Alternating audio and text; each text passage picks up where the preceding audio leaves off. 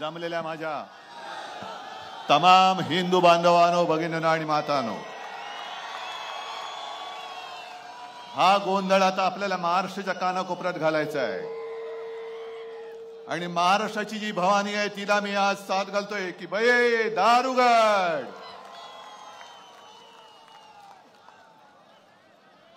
कारण ज्या ज्या वेळेला धर्मावरती अधर्माचं संकट आलेलं आहे त्यावेळेला श्रीकृष्ण आहेत, भगवान श्रीकृष्ण, भगवान श्रीराम आणि आमची आई भवानी हिने वेगवेगळे अवतार धारण करून त्या राक्षसांचा वध केलेला आहे. तीच वेळ आता आलेली आहे. काल आपण इतके वर्ष ज्याच्यासाठी संघर्ष करत होतो आणि केला तो क्षण टीव्हीवर का होईना पण आपण याची देही याची डोळा पाहिला, याचा मला अभिमान आहे. आणि त्यावेळेला कार सेवक म्हणून जे गेले होते ते कार सेवक आज इथे उपस्थित आहेत. माझं भाषण झाल्यानंतर मी त्यांना हे इकडे आहेत, तुम्हाला मी सगळ्यांच्या वतीने वंदन करतोय.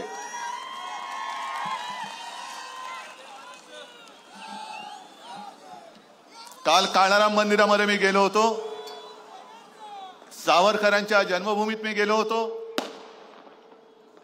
आणि अयोध्या ही प्रभू श्री रामचंद्राची जन्मभूमी आहे. पण हा माझा जो परिसर आहे पंचवटी आणि नाशिक ही प्रभू श्री रामचंद्राची पराक्रम भूमी आहे. आणि असं म्हणतात की आता जिथे ते मंदिर आहे तिथेच पर्णकुटी होती, जिथे भगवान श्रीराम, सीतामाई, लक्ष्मण हे तिकडे राहिले होते. शुपर्णखेचं नाक आणि कान हे सुद्धा प्रभू रामचंद्रांनी इथेच कापलेलं आहे. आणि मग त्याच्यानंतर जवळपास 14,000 राक्षस हे प्रभू रामचंद्राला मारायला आले होते. आणि आता जसं माझ्या समोर हे भव्य दिव्य स्वरूप आहे तसं तेव्हा प्रभू रामचंद्राने अति भव्य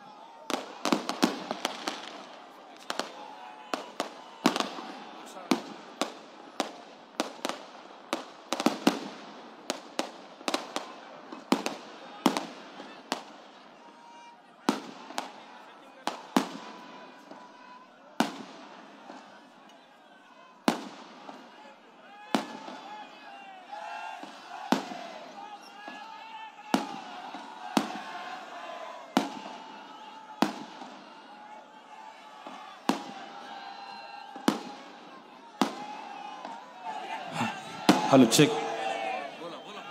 अरे फटाक्याच्या ठिकाणी कोण असेल पाणी होत ना त्याच्यावरती उलट कर.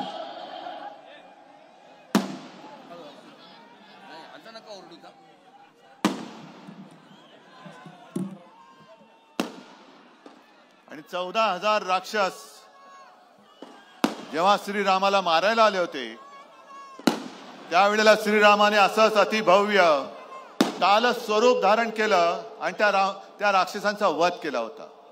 म्हणून काल स्वरूप म्हणजे काळाराम तो माझ्या समोर आज बसलेला आहे, प्रत्यक्ष बसलेला आहे. आम्ही कुठे राम मंदिराला विरोध करतो अशातला भाग नाही, कारण तो आमच्या अस्मितेचा प्रश्न आहे. काल मला शिवसेना प्रमुखांची नक्कीच आठवण आली, आपल्यालाही आली असेलच.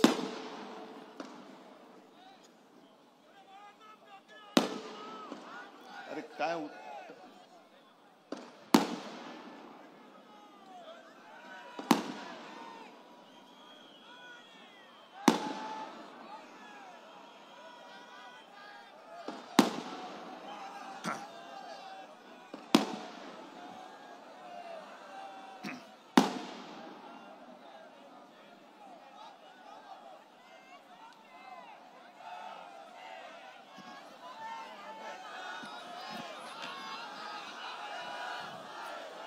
कारण त्यावेळेला शिवसेना प्रमुखांनी जे काही केलं होतं ते आता त्यावेळेला शेंबड्या वयात असणाऱ्या लोकांना माहिती पण नसेल. बरं, यांची इथपर्यंत मजल गेली की शिवसेनेचं योगदान काय. शिवसेनेचं योगदान इकडे बसलेलं आहेच. आणि त्यावेळेला सुद्धा सगळेजण जे पळाले होते, अगदी सुंदरसिंग भंडारींपासून वाजपेयींपासून अडवाणी सुद्धा, तरी देखील अडवाणींबद्दल मला एक आदर आहे, नक्कीच आहे. कोणी जबाबदारी घ्यायला तयार नव्हतं. जर शिवसेना प्रमुख त्यांनी ही जबाबदारी घेतली नसती तर बाबरी कोणी पाडली? बाबरी काय अशीच पडली? पण यांची मजल इथपर्यंत गेलेली आहे की शिवसेनेचं योगदान काय. आता तर काही असे बिंडोक लोक निघालेले आहेत की शंकराचार्यांचं योगदान काय हिंदू धर्मामध्ये. मला भारतीय जनता पक्षाला प्रश्न विचारायचा आहे की कोणी जरा इकडे तिकडे खुटकन सनातन धर्मावरती बोलले तर तुमची तळपायची आग मस्तकात जाते. तुम्ही सनातन धर्म मानतात की नाही मानत हे मला भारतीय जनता पक्षाने सांगावं. आणि जर सनातन धर्म तुम्ही मानत असाल तर तुमच्या पक्षामध्ये जे आज बाजार बुणगे आयाराम भरलेले आहेत, भ्रष्टाचारी. मगाशी भास्करराव तुम्ही त्याचा समाचार घेतलाय, 70,000 कोटींचा घोटाळा, एवढ्या 1000 कोटींचा घोटाळा. हे सगळे घोटाळेबाज, भ्रष्टाचारी, हे सगळे तुम्ही तुमच्या पक्षात घेतले. मग मी असं म्हणू का की भारतीय जनता पक्षात आज भ्रष्टाचार्यांना मान आहे पण शंकराचार्यांना मान नाही. मग मोदींचं राजकारण किंवा हा काय नवीन धर्म तुम्ही काढताय की शंकराचार्यांचे? अरे तुम्ही भ्रष्टाचारांशी बोलताय, लपून छपून रात्री जाऊन हुडी घालून बोलताय.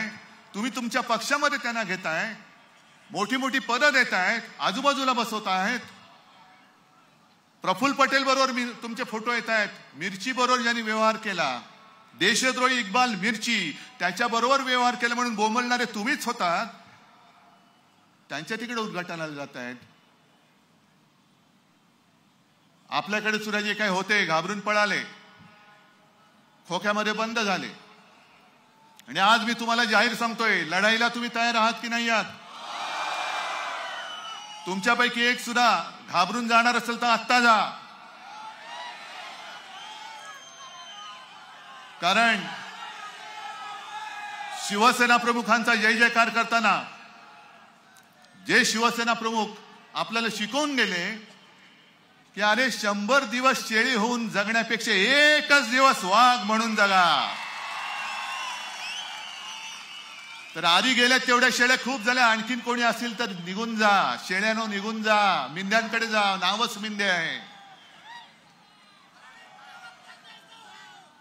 आणि एवढं सगळं भ्रष्टाचारी म्हणून बोलल्यानंतर लोकांसमोर तोंड दाखवल्यानं लाज वाटत नाही. पण मला खरंच आश्चर्य वाटतं की हिंदुत्व हिंदुत्व हिंदुत्व सनातन धर्म नुसतं बोलणाऱ्या भारतीय जनता पक्षाला भ्रष्टाचारांना पटवण्यासाठी सगळे खोके आहेत, सगळी पदं आहेत. पण धर्माची शिकवण देणाऱ्या शंकराचार्यांना तुम्हाला भेटण्याची सुद्धा तसदी घेण्याची वेळ नाही. कोणतीही अवदस आहे, कोणता धर्म आहे, हा कोणता तुमचा हिंदू धर्म आहे? आणि अशी काय घाई झाली होती? आम्हाला घाई होतीच, पण ही घाई रामनवमीपर्यंत तुम्ही थांबला असता तर आम्ही तुम्हाला काही घाई केली नसती. आम्ही हा विषय केव्हा घेतला होता आणि म्हणूनच आम्ही भारतीय जनता पक्षाला पाठिंबा दिला होता. राम मंदिर बनवण्यासाठी आम्ही भारतीय जनता पक्षाला पाठिंबा दिलाच होता, हे मी जाहीर सांगतोय. काश्मीर मधला 370 कलम काढून टाकण्यासाठी सुद्धा आम्ही तुम्हाला पाठिंबा दिलाच होता. हिंदूंवरती अत्याचार होत असताना सुद्धा हिंदूंचं रक्षण करण्यासाठी सुद्धा आम्ही तुम्हाला पाठिंबा दिलाच होता. पण जेव्हा कठीण काळ होता त्यावेळेला शिवसेनेची सोबत तुम्हाला लागली. अटल बिहारी वाजपेयी जेव्हा यांना केराच्या टोपलीत टाकायला निघाले होते तेव्हा तुम्हाला शिवसेना प्रमुखांनी मदत केली. ती शिवसेना तुम्ही आज संपवायला निघालात. हे तुमचं हिंदुत्व? बरं संपवत आहे ना, या ना मैदानात, आम्ही मैदानात आहोत, जे काय होईल तो फैसला मला मंजूर आहे. पण हे स्वतः सगळे कडोकट बंदोबस्तात राहणार. आमचे सगळ्यांचं संरक्षण काढून घेतलं आहे, ते पण काढून घ्या. हे आमचं संरक्षक कवच आहे. कोणाची माय व्यायली असेल तर अंगावर येऊन दाखवा. पण स्वतः कडेकोट बंदोबस्तात राहायचं. पोलीस, निमलष्करी, लष्करी, पुढे बॉम्ब जॅमर, एवढं सगळं करून तुम्ही 56 इंचाची छाती दाखवता. अरे माझ्या शेतकऱ्याची सुकलेली छाती, हडकुळी छाती तुम्हाला भारी पडणार आहे. ती भारी पडणार आहे. पण संपूर्ण संरक्षक कवचात राहणार. भारतीय जनता पक्षाकडे मुळामध्ये कार्यकर्तेच नाही जे माझ्याकडे मर्द मला शिवसेना प्रमुखांनी दिले. मी आज सकाळी सुद्धा बोललो, आज पुन्हा सांगतो, ही माझी वडिलोपार्जित संपत्ती आहे. होय वडिलोपार्जित आहे. मी वारसा घेऊन पुढे चाललेलो आहे. पण भारतीय जनता पक्षाकडे असा कोणी कार्यकर्ता नाही, दंगल झाली का आतमध्ये शेपूट घालून पडणारी अवलाद. आमच्या नेत्यांवरती, साध्या साध्या शिवसैनिकांच्या घरी ईडी, इन्कम टॅक्स, सीबीआय हे तुमचे घरगडी येऊन त्यांच्याकडे धाडी टाकतात. बरं धाडी टाकले तर टाकल्या, घर माझ्या कार्यकर्त्याचं, पाय ताणून बसतात हे नालायक लोक. एवढी आमची सत्ता बघतो, तुमच्या तांगड्या तुमच्या गळ्यात घालतो की नाही बघा.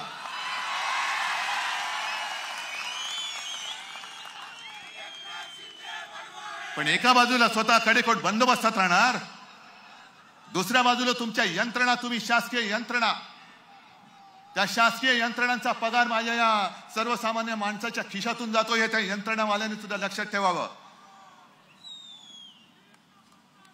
भेकड लेखाचे हे बीजेपी म्हणजे भेकड जनता पार्टी नाव ठेवा. आता भेकड जनता पार्टी भेकडांची पार्टी आहे. एक तर स्वतःमध्ये कर्तृत्व नाही, नेता तर कोणी देऊ शकत नाही, भाकड तर आहातच, पण भेकड सुद्धा आहात. आणि म्हणे आम्ही हिंदुत्ववादी. हे असे भेकड हिंदू आजपर्यंत देशात झाले नाही आणि याच्या पुढे सुद्धा होणार नाहीत. हे कुठलं हिंदुत्व आहे? आणि मध्ये आणि मोर्चे काढले होते, हिंदू जन आक्रोश. कशाला काढताय? आहोत ना आम्ही कुठे हिंदू संकटामध्ये. आणि तिकडे तुमचे विश्वगुरू बसलेले आहेत, ज्याच्यासाठी आम्ही पाठिंबा दिला होता हिंदुत्वासाठी. ते तिकडे बसल्यानंतर हिंदूंना या देशामध्ये आक्रोश करण्याची वेळ येत असेल तर त्यांनी खुर्ची सोडलेली बरी. खुर्ची सोडून द्या, आम्ही आहोत. या सगळ्या गोष्टी या आता सहन होत नाही. म्हणून आपल्याला नुसत्या गप्प नाही बसून चालणार. सहन होत नाही, सांगता येत नाही, सांगितल्या पाहिजेत आणि तोडून मोडून काढल्या पाहिजेत. आता मोदीजींच्या वाऱ्या महाराष्ट्रामध्ये वाढल्यात. दर 5-10 दिवसांनी मोदी येत आहेत. कधी काळाराम मंदिरात, कधी सोलापूरमध्ये, कधी इकडे. आता म्हणतात मला वाटतं पोहरा देवीला येणार आहेत. या बघून घ्या, एकदा फिरून घ्या महाराष्ट्र कसा आहे बघून घ्या. कारण महाराष्ट्रच तुम्हाला धडा शिकवणार आहे. बघून घ्या महाराष्ट्र. पण मोदीजी ज्या वेळेला महाराष्ट्र संकटात होता ना, टोकते वादळ आलं होतं, निसर्ग चक्रीवादळ आलं होतं. कशाला इकडे माझा ग्रामीण भागात आलेला शेतकरी येतो, अवकाळी पाऊस त्याच्यावरती पडला, गारपीट झाली, तेव्हा मोदीजी आले. आता फक्त मतांसाठी येत आहेत. मणिपूरला गेले नाहीत, कारण मणिपूरला फक्त 2 जागा आहेत लोकसभेच्या, बरोबर ना? आणि महाराष्ट्रामध्ये 48. म्हणून मोदी इकडे येत आहेत. निवडणूक आल्यानंतर महाराष्ट्र तुम्हाला आठवतोय, पण संकटात जेव्हा महाराष्ट्र होरपळत असतो तेव्हा तुम्ही येण्याची साधी एक दानत नाही तुमच्याकडे. टोकते वादळ जसं महाराष्ट्रावरती आदळलं, गुजरातवरती सुद्धा आदळलं. पण महाराष्ट्राने मागून सुद्धा पैसे दिले नाहीत. पण पंतप्रधान गुजरातला धावत गेले आणि मागता न मागितले तरी सुद्धा 1000 कोटी गुजरातला देऊन आले. महाराष्ट्राला दिला ठेंगा. काय तुम्ही देशाचे पंतप्रधान आहात की गुजरातचे आहात? म्हणजे देश के लिए मन की बात, आणि गुजरात के लिए धन की बात. का तुम्ही विष फिरताय? गुजरात आमचा सुद्धा आहे. आमच्यामध्ये सुद्धा इकडे गुजराती माता भगिनी बांधव सगळे राहत आहेत, वर्षानुवर्ष राहत आहेत, हिंदू म्हणून राहत आहेत. मी काल तिकडे गेलो, देवळाली बघितली, भगूर बघितलं, नाशिक बघितलं. अनेक आहेत आपल्याकडे गुजराती आहेत, मुंबईमध्ये आहेत, देशभर पसरलेले आहेत. पण तुम्ही आता हिंदूंमध्ये जो भेदभाव करतात ना, ते हिंदूंमध्ये विष कालवतात, ते घातक आहे. अगदी 92-93 साली सुद्धा ज्या मुंबईमध्ये दंगली पेटल्या होत्या, तेव्हा जा तिथल्या गुजराती बांधवांना आणि उत्तर भारतीयांना सुद्धा विचारा की तुम्हाला कोणी वाचवलं होतं? शिवसेनेने वाचवलं होतं. आम्ही भेदभाव नव्हता केला की अरे कोण आहेस तू, मराठी आहेस, गुजराती आहेस का आणखीन कोणी आहेस, नाही केला. कोरोनामध्ये सुद्धा जेव्हा मी मुख्यमंत्री होतो, संपूर्ण महाराष्ट्र माझं कुटुंब आहेच, मी कुटुंब वत्सल आहेच. आणि म्हणूनच मी मध्ये ज्या वेळेला माझ्यावरती घराणेशाहीचा आरोप केला गेला, तेव्हा मी म्हटलं होतं की अरे घराणेशाहीचा आरोप कोणीतरी घरंदाज माणसाने केला तर मला त्याला उत्तर द्यायला आवडेल. पण घरदार सोडून माझ्या घराणेशाहीवरती आरोप करणार असेल तर ही माझी घराणेशाही, हे माझं घराणं आहे, महाराष्ट्र माझं कुटुंब आहे. त्याच्यामध्ये गुजराती सुद्धा आहेत, मराठी तर आहेतच, माझ्या हक्काचे आहेत.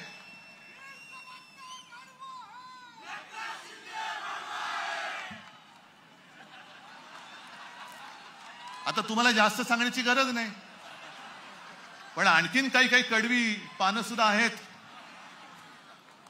आज हे संपूर्ण जे काय चाललेलं आहे, मोदींचं राजकारण अतिशय घाणेरडं आहे. तुम्ही देश, जरा थांबत, तुम्ही देश आणि गुजरातमध्ये एक भिंत उभी करतात. मोदीजी, हे हिंदुत्व आम्हाला मान्य नाहीये. त्यावेळेला छत्रपती शिवाजी महाराजांनी सुरत लुटली होती, ती गुजरातची म्हणून नव्हती लुटली, इंग्रजांची वखार लुटली होती. इंग्रजांची वखार सुरतेला होती म्हणून सुरत लुटली होती. तुम्ही मोदीजी आमचा महाराष्ट्र लुटतात, महाराष्ट्र ओरबाडता आहात. गुजरात तुम्ही समृद्ध करा, आम्हाला आनंद होईल, पण जे माझ्या महाराष्ट्राच्या हक्काचं वैभव आहे ते तुम्ही ओरबाडता आहात, हे आम्ही ओरबाडू देणार नाही. त्याच्यासाठी आज आम्ही तुमच्या समोर लढाईला उभे आहोत.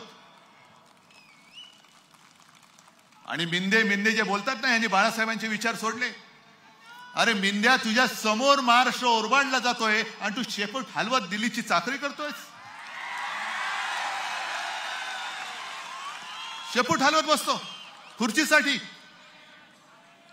हे बाळासाहेबांचे विचार, हे बाळासाहेबांचं हिंदुत्व, हे शिवसेनेचं हिंदुत्व. आधी काही दिवसापूर्वी पंतप्रधान माझ्या कोकणात जाऊन आले, सिंधुदुर्गात. नौदल दिन होता तो. बरं वाटलं की तिकडे सुद्धा नौदलाचा दिन साजरा केला. एक बडे छत्रपती शिवाजी महाराजांचा पुतळा त्यांनी बसवला. कोकणवासियांना वाटलं काहीतरी कोकणात येईल, कसलं काय आणि कसलं काय. हे गेले आणि तिकडे येणारा तो पाणबुडी पर्यटनाचा प्रकल्प तो सुद्धा गुजरातमध्ये नेला. क्रिकेटची फायनलची मॅच सुद्धा तिकडे गेली, नाहीतर आपण जिंकलो असतो.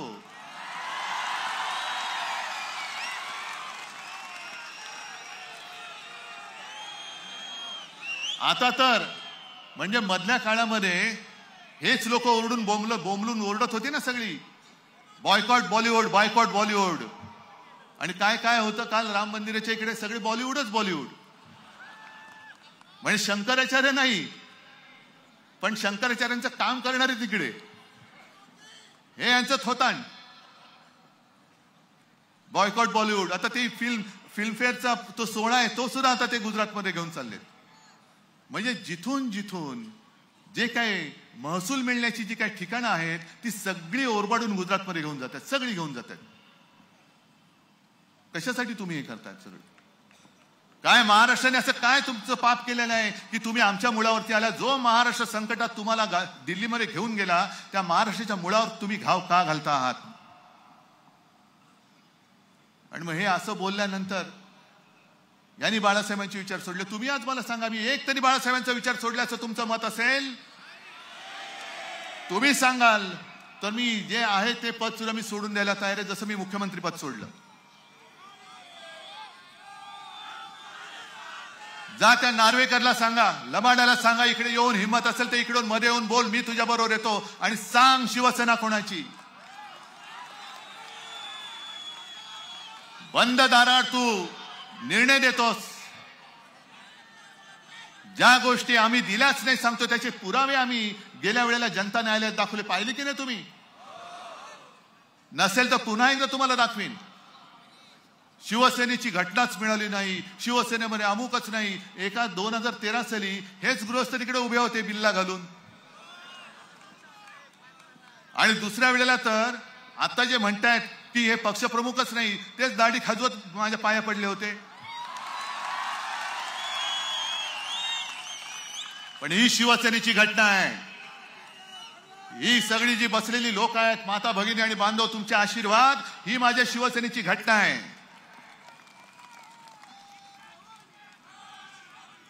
तुमच्याकडे शंकराचार्यांना मान नाही, तुमच्याकडे तुमच्या मित्रांना स्थान नाही. बरं, आज जर मी बाळासाहेबांचे विचार सोडले असं तर त्यांचं म्हणणं असेल तर 2014 साली भारतीय जनता पक्षाने शिवसेनेची युती का तोडली होती? एकनाथ खडसे, नाथाभाऊने मला वाटतं नाशिकमध्येच सांगितलेलं आहे. 2014 मे महिन्यापर्यंत आम्ही आ गले लग जा असं होतं. मी तिकडे दिल्लीत गेलो होतो, मला बोलवलं होतं राष्ट्रपतींकडे पाठिंबा देण्याच्या पत्रावरती सही करायला. जूनचा महिना होता, तोपर्यंत शिवसेना हिंदूवादी होती, हिंदुत्व होती, हिंदू होती.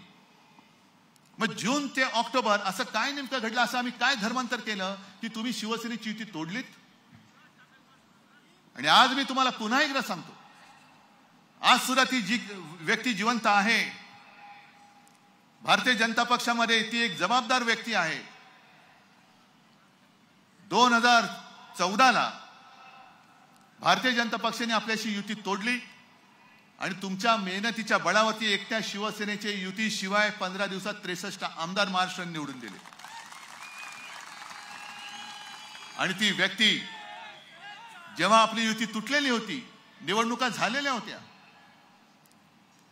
हेच दाढीवाले बुवा विरोधी पक्ष नेते होते, त्यावेळेला ती व्यक्ती माझ्याकडे आली आणि मला त्यांनी स्वच्छ शब्द सांगितले की उद्धव, मला पहिल्यांदा तुझं अभिनंदन करायचंय. म्हटलं का? चल नहीं, दिल्ली में अब क्या कहूं. म्हटलं क्यों आए हैं तो कहीं डालो ना, आता काय आलात कशाला मग? नाही म्हणे, दिल्लीमध्ये अशी चर्चा होती की अब बालासाहेब तो नहीं रहे. 2014 साली, म्हणजे बघा किती हरामी लोक आहेत. 2012 साली शिवसेना प्रमुख, त्यांना असं वाटतं की आपल्यातून गेले, पण आज सुद्धा बाळासाहेब आमच्या मनामध्ये आहेत. पण 2014 साली दिल्लीत हा विचार चालला होता कि अब बाला साहब तो नहीं रहे, ये उद्धव अकेला कुछ कर नहीं सकता और ये शिवसैनिक हैं, उद्धव के साथ जा नहीं सकते. अब समय आया है शिवसेना को खत्म करो, शिवसेना को खत्म करो. अरे इसके आएंगे तो कितने, 5 या 10 सीटें आएंगी, लेकिन तूने तो कमाल किया, तुझे 63 आमदार आले, दिल्ली आता तुला घाबरते. 2014 साली सुद्धा शिवसेनेला खतम करण्याची भाषा करणारी लोक, काय आम्ही तुमचा गुन्हा केला होता? म्हणून सकाळी सुद्धा जे म्हटलं ना की राम हे एकवचनी होते, सत्यवचनी होते. मी शिवतीर्थावरती शिवाजी महाराजांच्या साक्षीने माझ्या आई वडिलांची शपथ घेऊन सांगितलं की अमित शहाने जे माझ्या बरोबर वचन दिलं होतं, मला वचन दिलं होतं, ते त्यांनी मोडलं, नाही पाळलं त्यांनी. पण वचन मोडून सुद्धा तुम्ही स्वतःला रामभक्त मानता. जर वचन पाळलं असतं तर आज देवेंद्र फडणवीसला अर्धा नाही पाव मुख्यमंत्री जे झालेत ते आता ते पूर्ण मुख्यमंत्री झाले असते 2.5 वर्ष. काय फरक पडला असता? जी काय तुम्ही फोडाफोडी केलीत, ती फोडाफोडी न करता आज अख्खीच्या अख्खी ही शिवसेनेची खरी ताकद तुमच्या सोबत राहिली असती. आणि आता तुम्हाला महाराष्ट्रामध्ये वारंवार यावं लागतंय, ती येण्याची गरज लागली नसती. महाराष्ट्राने म्हणजे शिवसेनेने पुन्हा एकदा तुम्हाला सन्मानाने दिल्लीत पाठवलं असतं. पण तुम्ही घर फोडता, पक्ष फोडता. पक्ष पळवता, पक्ष चोरता. आणि त्याही पेक्षा घातक 370 कलम काढलं. आम्ही कौतुक केलं. कलम कागदावरती काढलं. अजूनही काश्मीरची परिस्थिती नाही सुधारलेली. अजूनही तिकडे मध्ये मध्ये हत्या होतातच आहेत. पण तेव्हा मला असं वाटलं होतं की यांचं जे एक घोषवाक्य आहे, एक विधान, एक निशाण, एक प्रधान, म्हणजे एक आमचा तिरंगा असेल. पण तो तिरंगा नाही, आता असं म्हणतं त्या नड्डांच्या बोलण्याप्रमाणे की एक निशाण म्हणजे फक्त भाजपाचं निशाण, एक विधान म्हणजे मोदी लिहितील ते विधान, आणि एक प्रधान म्हणजे तेच प्रधान, बाकी होणार नाही. हे चालणार आहे तुम्हाला? एक निशाण ते माझ्या भारत मातेचं तिरंगा असेल, भाजपचा फडका नसेल. आणि एक विधान हे माझ्या डॉक्टर बाबासाहेब आंबेडकरांनी लिहिलेलं संविधान असेल, भाजपने लिहिलेलं विधान नसेल. आणि एक प्रधान तो माझ्या जनतेने निवडून दिलेला असेल, तुमचा ईव्हीएम मधनं आलेला प्रधान नसेल. ज्या दिशेने आपण चाललेलो आहोत, ही दिशा देशाला हुकुमशाहीकडे नेणारी आहे. मी मोदीजींचा विरोधक नाही, मी व्यक्तीचा विरोधक नाही. मी आज सुद्धा त्यांना नरेंद्र भाई म्हणतो, कारण माझे त्या काळामध्ये संबंध त्यांच्याबरोबर चांगले होतेच, हे मी जाहीर सांगतो. मला लपवण्याची गरज नाही आणि मला लपवणं माझ्या वडिलांनी शिकवलेलं नाही.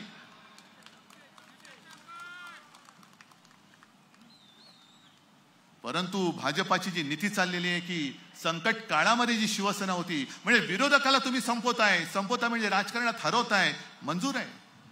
निवडणूक होत असते, प्रत्येक पक्ष आपले विचारधारा, आपले विचार हे जनतेसमोर मांडत असतो आणि जनता देईल तो निर्णय हा आपल्याला मानावाच लागतो आणि तो आम्ही मानतो, आज सुद्धा मानू. पण जे विरोधक आहेत त्यांना संपवताय, म्हणजे काँग्रेस को खतम करो. अरे मित्रपक्ष, आम्ही तुमचे मित्रपक्ष होतो, आम्हाला खतम करायला निघाला तुम्ही, आमच्या मुळावरती आलात. जे हिंदुत्व, या देशामधली पहिली हिंदुत्वावरती निवडणूक ही शिवसेनेने 1987 साली जिंकली, त्याच्यानंतर देशाला हिंदुत्वाची दिशा सापडली. आणि जेव्हा पार्ल्याची पोटनिवडणूक शिवसेना प्रमुखाने हिंदुत्वाच्या विषयावरती जिंकली, त्यावेळेला भारतीय जनता पक्ष वाजपेयींच्या नेतृत्वाखाली गांधीवादी समाजवाद करत होता. शिवसेनेच्या विरोधात ती सुद्धा निवडणूक ते लढत होते, म्हणजे आमच्या विरोधात होते ते. मग ज्यांनी तुम्हाला दिशा दाखवली त्यांच्या मुळावरती तुम्ही येत आहे. म्हणजे तुम्हाला विरोधक नको, तुम्हाला पक्ष मित्र पक्ष नको. एवढंच नाही तर तुम्ही तुमच्या पक्षातले नेते संपवायला निघालात. किती भयानक आहे राजकारण. म्हणजे मी आणि फक्त मीच. त्या मध्य प्रदेशमध्ये शिवराज सिंग त्यांनी निवडणूक जिंकून दिली. त्यांची मध्ये बातमी आली होती, त्यांच्या घराचं नाव लिहिलंय मामा का घर. मामा बनवला त्याला, मामा बनवला. म्हणजे कितीही नीच लोक आहेत की वापर करून कसे फेकतायत. झालं, देवेंद्रांना फेकलं, मिंद्यांना फेकतील, शिवराजांना फेकलं, तिकडे वसुंधराजेंना फेकलं, छत्तीसगडमध्ये त्यांच्या आणखीन कोणाला फेकलं. मला आता भीती वाटते, योगी जी आप संभालो. मैं आपको सलाह नहीं दे रहा हूं और आपको मेरी सलाह मानने की आवश्यकता भी नहीं. पण ज्यांना जे त्यांना असं वाटतं की हे माझे प्रतिस्पर्धी होऊ शकतात, त्यांना आजपर्यंत भाजप संपवत आलेला आहे. योगीजी आपका पद संभालो. कारण उत्तर प्रदेशमध्ये जास्तीत जास्त खासदार निवडून येऊ शकतात. उद्या खासदार निवडून आल्यानंतर काहीतरी असं प्रकरण काढतील की योगीजींना सुद्धा काढून टाकतील. या सगळ्या गोष्टी बघत बघत जात असताना आपण नुसतं काय हाताची घडी तोंडावर बोट म्हणून गप्प बसणार आहात का? जो अन्याय आपल्यावरती चाललेला आहे, शिवसेना ही आपल्या हक्काची शिवसेना. अरे शिवसेना नसती तर मराठी माणूस काय झालं असतं आणि हिंदू तरी काय झालं असतं. हिंदुत्व जपणारी आणि मराठी पण टिकवणारी ही शिवसेना हे लाचार नष्ट करायला निघालेत. हे तुम्हाला पटणार आहे? चला, माझं म्हणणं ठीक आहे, तुम्ही सगळ्यांनी एक विचार करा की आता तुमच्या आयुष्यात शिवसेना नाही आणि तुमचं आयुष्य कसं असेल त्याचा विचार करा. इकडे शेतकरी आलेले आहेत. तुम्ही मला सांगा, अगदी उघडपणाने सांगायचं, मी मुख्यमंत्री असताना केलेली कर्जमुक्ती तुम्हाला मिळाली होती की नव्हती? हो किंवा नाही सांगा. संकट काळामध्ये मी तुम्हाला जी मदत केली होती तुम्हाला मिळाली होती की नाही ते तुम्हाला सांगा. मग मोदीजी इकडे येऊन बघा, राम लल्लाला तुम्ही घर देताय. अरे ज्याने तुम्हाला राजकारणामध्ये पंतप्रधान पदाचं घर दाखवलं त्या राम लल्ला तुम्ही घर दाखवताय. मग महाराष्ट्रामध्ये ज्या शेतकरी आत्महत्या करतायत त्या शेतकऱ्यांच्या आता दुर्दैवाने विधवा पत्नी असंच म्हणावं लागतं, त्यांच्याकडे जाऊन त्यांच्या डोक्यावरचं जे छप्पर उडालेलं आहे त्यांना घर मिळालं तरी उपयोग काय. त्यांचा घरचा, त्यांचा पती, त्यांचं सौभाग्य, त्याने आत्महत्या केली तुमच्या राज्यात आणि तुम्ही म्हणता तुम्हाला घर देतोय. प्रधानमंत्री आवास योजना, प्रधानमंत्री आभास योजना, काय घरदार उजडलं, सगळं गेलं, उजाड झालं. घरावरचं छप्पर उडून गेलं. काय करणार ती तानी बाळं, त्यांची मुलं काय करणार, त्यांची पत्नी काय करणार, आई वडील काय करणार. पण आम्ही तुम्हाला घर देतो. उज्ज्वला गॅस पिकवणार काय, त्याच्यावर शिजवणार काय. काय काय ठिकाणी तर एवढी भयानक परिस्थिती आहे. मी जेव्हा शेतकऱ्यांच्या भेटीला बांधावरती गेलो होतो गेल्या 1-2 वर्षामध्ये, दिवाळी होती, अक्षरशः माझ्या अंगावरती काटा आला की आमचा अन्नदाता मला विचारतोय की साहेब सगळंच गेलं, डोक्यावरती कर्ज चढले, आता आम्ही खायचं काय ते सांगा. म्हणजे जो आम्हाला जेवण देतो, मोदीजी तुम्ही उपास केला, पण माझा शेतकरी आपल्याला जो पोसतो, आपला पोशिंदा आपला शेतकरी आहे, तो जर उपासमारीने मरत असेल तर तुमच्या उपासाचं कौतुक काय. कोणी कोणाचं कौतुक करायचं. आणि खरं म्हणजे पंतप्रधानांचं कर्तव्य आहे उपास करा. तुमच्या धार्मिकपणाबद्दल मी काही म्हणत नाही, पण निदान उपास करण्यापूर्वी माझ्या देशामध्ये एक सुद्धा पोट उपाशी राहिलं नाही पाहिजे, राहणार नाही, ही काळजी घेणं हे पंतप्रधानांचं काम आहे.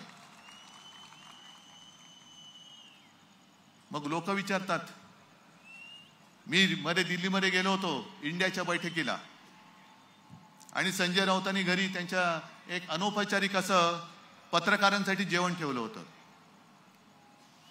आणि सगळे बसले होते. मीडिया हेड होते, काही चॅनलचे हेड होते, काही प्रिंट मीडियाचे होते.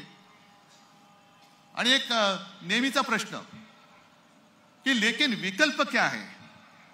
म्हणजे तुम्ही सगळे एकत्र जमलात पण पर्याय काय. म्हटलं हाच आमचा प्रश्न आहे की भारतीय जनता पक्षाकडे पर्याय काय, एकच चेहरा आहे आणि त्याच्या जीवावरती आता तुम्ही मत मागू शकत नाही. आता तुम्हाला रामाची मदत लागते मत मागायला. कर्नाटकामध्ये हनुमान बजरंगबली की जय म्हणजे देवांची मदत लागली तुम्हाला मत मागायला. मग मोदीजींनी केलं काय 10 वर्षात.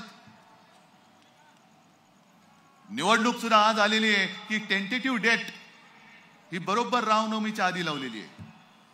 म्हणजे तुम्ही रामाच्या नावावरती मतं मागणार, तुम्ही हनुमानाच्या नावावरती मतं मागणार आणि मतं मागितल्यानंतर देशाला काय देणार, घंटा.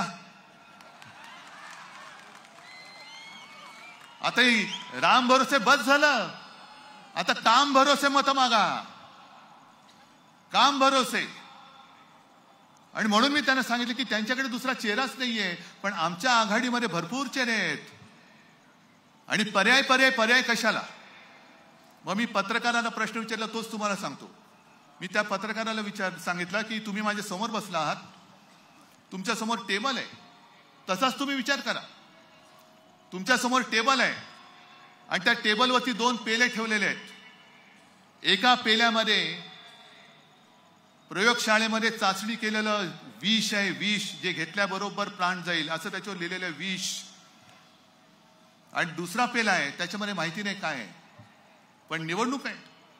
एक पेला तुम्हाला प्यायचा आहे, मग विष लिहिले तो पेला पिणार की जे माहिती नाही तो पेला पिणार. काय पिणार. दुसऱ्या पेल्यात विष असेल, अमृतही असेल, पाणी असेल, लिंबू पाणी असेल, पण समोर विष दिसतंय. यांचा कारभार 10 वर्षाचा दिसतोय आणि जातीपातीमध्ये दंगे भडकवण्याचं सुद्धा यांचं काम तुम्हाला दिसतंय. नोकऱ्या नाहीत, शेतकऱ्यांचं उत्पन्न दुप्पट वाढलं असेल, पुन्हा द्या मतं त्यांना, वाढले दुप्पट. पीक विमा योजना काय लाभ झालाय, महिला इकडे आल्यात, उज्ज्वला योजना मिळाले, तुमच्या घरामध्ये कोणाला तरी नोकरी मिळाले, तुमच्या गावामध्ये नवीन उद्योग कोणता आलाय. मग कशासाठी मत देणार, कशासाठी मत देणार. आणि म्हणून मला जसं सकाळी मी सुरेश भटांची कविता तुम्हाला सांगितली होती त्या शिबिरात, तशीच नाशिकमध्ये आल्यानंतर कुसुमाग्रजांची एक कविता, त्यातल्या 4 ओळी मी तुम्हाला सांगतोय आणि मग तुम्ही ठरवायचं की काय करणार आता. कारण हे सगळे राक्षस हे राक्षस आता या सगळ्या त्यांच्या यंत्रणा घेऊन अंगावरती येत आहेत. मग तिकडे महिला बघत नाही, काही नाही. आमच्या किशोरीताई पेडणेकरवरती समन्स वायकरला देत आहे, सूरज चव्हाणला पाठवत, अनिल परब आहे, संजय राऊत आहे. अरे तुम्ही शिवसेना संपवलेत ना, मग कशाला आमच्या मागे लागताय? का अजून तुम्ही माझ्या साध्या शिवसैनिकाच्या आणि नेत्याच्या घरी ईडी आणि सीबीआय पाठवताय? मग आमच्या हातामध्ये ताकद द्या आणि आम्ही सांगू त्या भाजपवाल्याच्या घरामध्ये धाड टाका, बघा किती घबाड मिळते ते. त्या कर्नाटकमध्ये एक जो मंत्री होता त्यांनी सांगितलं, त्याला मध्ये काहीतरी नोटीस आली, त्यांनी सांगितलं मला नोटीस द्याच, मी कर्नाटकच्या भाजपच्या लोकांचा घोटाळा बाहेर काढतो 40,000 कोटींचा, नोटीसच येऊ दे मला. कोरोना काळामध्ये भारतीय जनता पक्षाने तिकडे जो काही घोटाळा केलाय कर्नाटकामध्ये, ते सगळे म्हणाले मी पुराव्यानिशी काढतो आणि कोणी कोणी कशी संपत्ती गोळा केली हे सुद्धा मी तुम्हाला सांगतो. गप का नाही? तिकडे का थंड बसताय? आम्ही तुमचे सोबती होतो, आम्ही साथी होतो. तुमच्यावरची सगळी संकट ही तेव्हा शिवसेना प्रमुखाने आपल्या अंगावरती घेतली होती. हिंदुत्वावरची सगळी संकट हे आम्ही आमच्या अंगावरती घेतली होती. तरी देखील तुम्ही आम्हाला खतम करायला निघालात आणि तुमचेच बगल बच्चे जे भ्रष्टाचार करतायत त्यांना काहीच करत नाही तुम्ही. आणि म्हणून तुमची ताकद तुम्हाला कळलेली नाहीये. तुमची ताकद जे कुसुमाग्रज बोलतात, लढाईच्या अंतिम क्षणी सामान्यच असामान्य होतो, संसाराचा कोश तोडून लढाई जिंकतो, पुन्हा सामान्य होतो आणि आपल्या विजयाची मिरवणूक परस्तपणाने आपल्या घराच्या खिडक्यांतून पाहतो. ही सर्वसामान्य माणसांची ताकद आहे. क्रांती क्रांती क्रांती जी काय असते तो सर्वसामान्य माणूस करतोय. नेत्याला वाटतं की आम्ही क्रांती केली, पण सर्वसामान्य माणसाची मनगट आणि मन जोपर्यंत नेत्याच्या हाकेला ओ देत नाही तोपर्यंत क्रांती होत नाही. तुम्हाला क्रांती जे माझे आजोबा सांगायचे की शांती ही मुडद्याची असते आणि क्रांती ही मर्दाची असते. तुम्ही मर्द आहात का मुडदे आहात हे तुम्हाला ठरवावं लागेल. आपण मुडदे असू तर काय प्रश्नच नाही, पण जर मर्द असाल तर आज जो माझा महाराष्ट्र हे दिल्लीश्वर जे खतम करतायत. अरे तुम्ही मगाशी मी बोललो की छत्रपती शिवाजी महाराजांनी ती इंग्रजांची वखार सुरत लुटली आणि मोदी आणि शहा माझं महाराष्ट्र लुटतायत. या महाराष्ट्रामध्ये छत्रपती शिवाजी महाराजांनी नुसता जन्म नाही घेतला, पण त्यांच्या विचारांनी मर्द जन्माला आलेले आहेत. आणि माझं आज पुन्हा त्यांना आव्हान आहे, तुम्ही तुमचे सगळे घरगडी संस्था बाजूला ठेवा आणि मैदानामध्ये या. अरे आपकी बार 400 पार होणार असेल तर ईव्हीएम बाजूला काढा आणि बॅलेट पेपरवरती 400च्या पार 400 मतं मिळाल्याशिवाय त्याच्या आत तुम्ही आटोपला नाही तर बघा. आणि आज हे संपूर्ण मी बघतोय काल स्वरूप, रामाचं काल स्वरूप बघतोय. ते बये दार उघडी, माझी बया जगदंबा माझ्या समोर बसलेली आहे. दार उघडणार आहात की नाही? आणि दार उघडल्यानंतर जर सरकार तुमच्या दारी म्हणून आले तर त्यांना लाथ घालणार आहात की नाही? निश्चय करणार आहात की नाही? मग निश्चय करणार असाल तर मला जरा तुमची मनगट दाखवा किती मजबूत आहेत. या मनगटामध्ये तुमच्या पेटलेल्या मनाच्या मशाली तुम्ही पकडणार आहात की नाही? बस मग जय भवानी जय शिवाजीचा नारा हा महाराष्ट्राच्या काड्या कपारांमध्ये असा घुमला पाहिजे की दिल्लीच्या तख्ताला हादरे बसले पाहिजेत. जय हिंद, जय महाराष्ट्र. हॅलो, कोणी उठू नका. तर उद्धव ठाकरे यांचं भाषण नुकतंच संपलेलं आहे आणि या भाषणामधून त्यांनी भारतीय जनता पक्षावर जोरदार घणाघात केलेला आहे. भारतीय जनता पक्षाची रणनीती, मित्रांना संपवण्याचा डाव, 2014 साली काय झालं, 2019 साली काय झालं, अशा वेगवेगळ्या मुद्द्यांचा परामर्श घेत उद्धव ठाकरे यांनी भारतीय जनता पक्षावर जोरदार टीका केलेली आहे. निवडणुकीच्या काळात पंतप्रधान मोदींना महाराष्ट्र आठवतो असंही ते म्हणालेत. निवडणुकांमध्ये महाराष्ट्र पंतप्रधान मोदींना धडा शिकवेल असं देखील उद्धव ठाकरे यांनी आपल्या भाषणामध्ये म्हटलेलं आहे. उद्धव ठाकरेंनी मुख्यमंत्री एकनाथ शिंदेंवर देखील जोरदार निशाणा लगावलाय. नाशिकमध्ये उद्धव ठाकरेंची ही जाहीर सभा पार पडली आहे.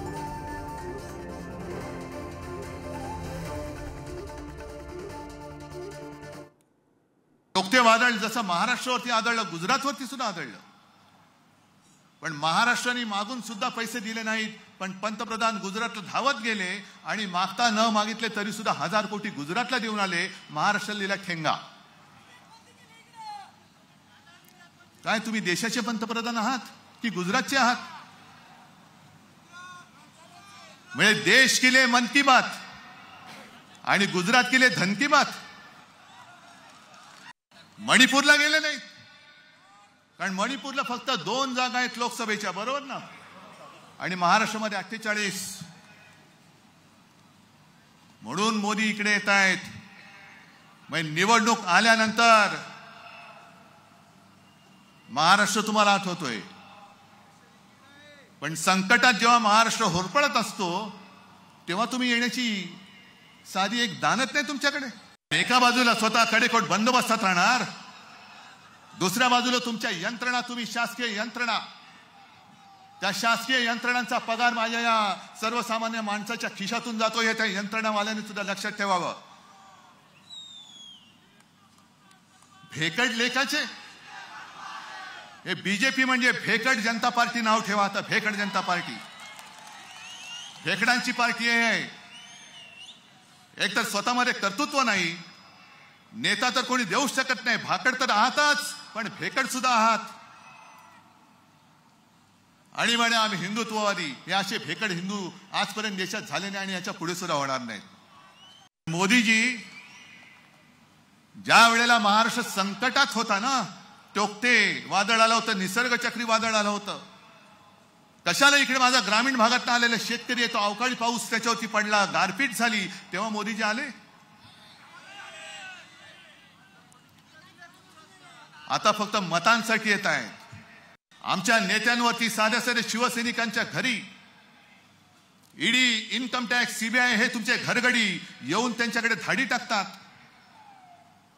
बरं, धाडी टाकले तर टाकल्या, घर माझ्या कार्यकर्त्याचं, पाय ताणून बसतात हे नालायक लोक. एवढी आमची सत्ता बघतो तुमच्या तांगड्या तुमच्या गळ्यात घालतो की नाही बघा. आता मोदीजींच्या वाऱ्या महाराष्ट्रामध्ये वाढल्यात. दर 5-10 दिवसांनी मोदी येत आहेत. कधी काळाराम मंदिरात, कधी सोलापूरमध्ये, कधी इकडे. आता म्हणतात मला वाटतं पोहरा देवीला येणार आहेत. या बघून घ्या, एकदा फिरून घ्या महाराष्ट्र कसा आहे बघून घ्या. कारण महाराष्ट्रच तुम्हाला धडा शिकवणार आहे. बघून घ्या महाराष्ट्र. जेव्हा कठीण काळ होता त्यावेळेला शिवसेनेची सोबत तुम्हाला लागली. अटल बिहारी वाजपेयी जेव्हा यांना केराच्या टोपलीत टाकायला निघाले होते तेव्हा तुम्हाला शिवसेना प्रमुखांनी मदत केली. ती शिवसेना तुम्ही आज संपवायला निघालात. हे तुमचं हिंदुत्व. बरं, संपवत आहे ना, या ना मैदानात. आम्ही मैदानात आहोत. जे काय होईल तो फैसला मला मंजूर आहे. पण हे स्वतः सगळे कडोकट बंदोबस्तात राहणार. आमचे सगळ्यांचं संरक्षण काढून घेतलं आहे ते पण काढून घ्या. हे आमचं संरक्षक कवच आहे. कोणाची माय व्यायली असेल तर अंगावर येऊन दाखवा. पण स्वतः कडेकोट बंदोबस्तात राहायचं. पोलीस, निमलष्करी, लष्करी, पुढे बॉम्ब जॅमर, एवढं सगळं करून तुम्ही 56 इंचाची छाती दाखवता. अरे माझ्या शेतकऱ्याची सुकलेली छाती, हडकुळी छाती तुम्हाला भारी पडणार आहे. प्रफुल्ल पटेल बरोबर तुमचे फोटो येत आहेत. मिरची बरोबर ज्यांनी व्यवहार केला, देशद्रोही इक्बाल मिरची, त्याच्याबरोबर व्यवहार केला म्हणून बोंबलणारे तुम्हीच होतात. त्यांच्या तिकडे उद्घाटनाला जात आहेत. आपल्याकडे सुद्धा जे काही होते घाबरून पळाले, खोक्यामध्ये बंद झाले. काल मला शिवसेना प्रमुखांची नक्कीच आठवण आली. आपल्यालाही आली असेलच. कारण त्यावेळेला शिवसेना प्रमुखांनी जे काही केलं होतं ते आता त्यावेळेला शेंबड्या वयात असणाऱ्या लोकांना माहिती पण नसेल. बरं, यांची इथपर्यंत मजल गेली की शिवसेनेचं योगदान काय. शिवसेनेचं योगदान इकडे बसलेलं आहेच. लोकांसमोर तोंड दाखवल्याने लाज वाटत नाही. पण मला खरंच आश्चर्य वाटतं की हिंदुत्व हिंदुत्व हिंदुत्व सनातन धर्म नुसतं बोलणाऱ्या भारतीय जनता पक्षाला भ्रष्टाचारांना पटवण्यासाठी सगळे खोके आहेत, सगळी पदं आहेत, पण धर्माची शिकवण देणाऱ्या शंकराचार्यांना तुम्हाला भेटण्याची सुद्धा तसदी घेण्याची वेळ नाही. कोणतीही अवदस आहे, कोणता धर्म आहे, हा कोणता तुमचा हिंदू धर्म आहे? शिवसेना प्रमुखांचा जय जयकार करताना जे शिवसेना प्रमुख आपल्याला शिकवून गेले की अरे 100 दिवस शेळी होऊन जगण्यापेक्षा एकच दिवस वाघ म्हणून जगा. तर आधी गेल्या तेवढ्या शेळ्या खूप झाल्या, आणखीन कोणी असतील तर निघून जा, शेळ्यानो निघून जा, मिंद्यांकडे जा, नावच मिंदे आहे. जेव्हा श्रीरामाला मारायला आले होते त्यावेळेला श्रीरामाने असंच अतिभव्य काल स्वरूप धारण केलं आणि त्या राक्षसांचा वध केला होता. म्हणून काल स्वरूप म्हणजे काळा राम तो माझ्या समोर आज बसलेला आहे, प्रत्यक्ष बसलेला आहे. आम्ही कुठे राम मंदिराला विरोध करतो अशातला भाग नाही, कारण तो आमच्या अस्मितेचा प्रश्न आहे.